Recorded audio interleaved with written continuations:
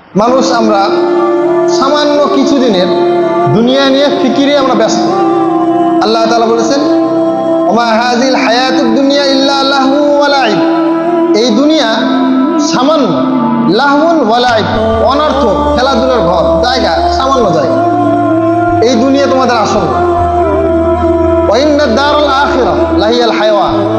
আখিরাত এটা তোমাদের জন্য আসল বাড়ি, আসল ঘর, আসল জায়গা। আজকে দেখেন আমরা যা কিছু করতেছি, সমালোচনা করতেছি, মারামারি করতেছি, কাটাকাটি করতেছি, হানাহানি করতেছি, মিথ্যা কথা, গীবত, যত কিছু আপনি দেখেন সব কিছু এই দুনিয়ার জন্য, আখিরাতের জন্য কেউ কিছু করতেছি। এমন হচ্ছে না যে মুয়াজ্জিন সাহেব আপনি রাত্রেবেলা দরজা খুলে রাখবেন, আমি রাত্রেবেলা তাহাজ্জুদ পড়ব। কখনো এরকম ঘটনা ঘটছে? এরকম ঘটনা ঘটে না। এটা আখিরাতের, আখিরাত নিয়ে কারো আমাদের চিন্তা ফিকির নাই।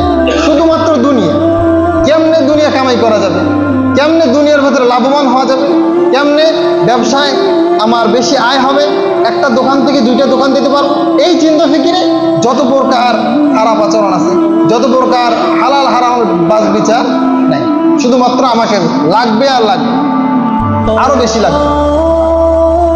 এই জন্য দুনিয়ার অল্প দিনের ফিকির থেকে বের হয়ে আসে।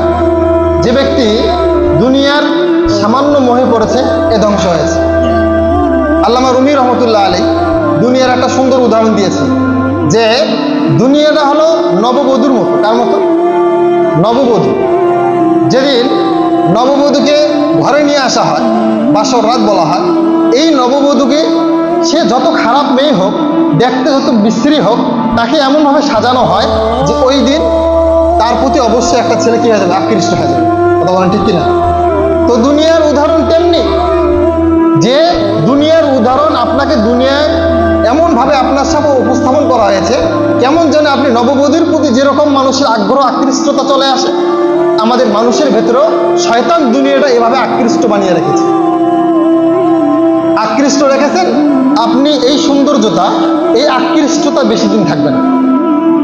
বিবাহের দিন মেয়েরা যে রকম সাজে, পরের দিন সকালে, পরের দিন বিকেলে কি ওই রকমে থাকে? হ্যাঁ, পরের দিন বিকেলবেলা ওই রকমে থাকে?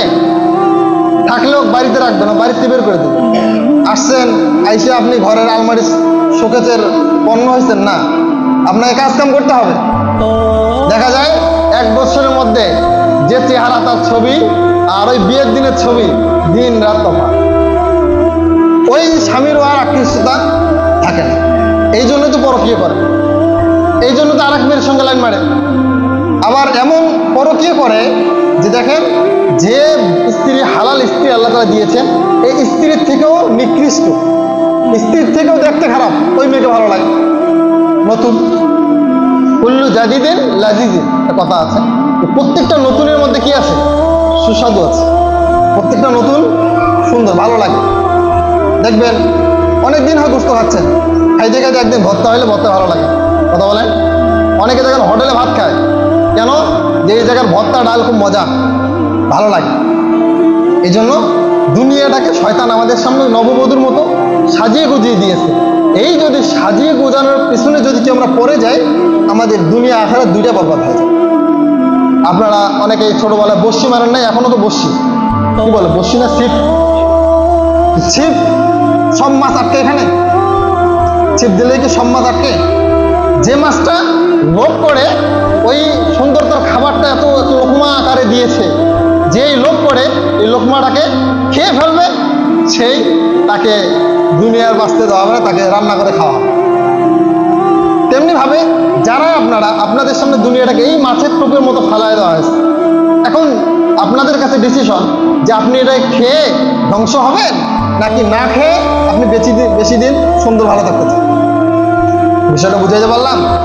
আল্লাহ তাআলা আমাদের সকলকে দুনিয়ার থেকে হেফাজত করে, সকলে বলেন আমিন।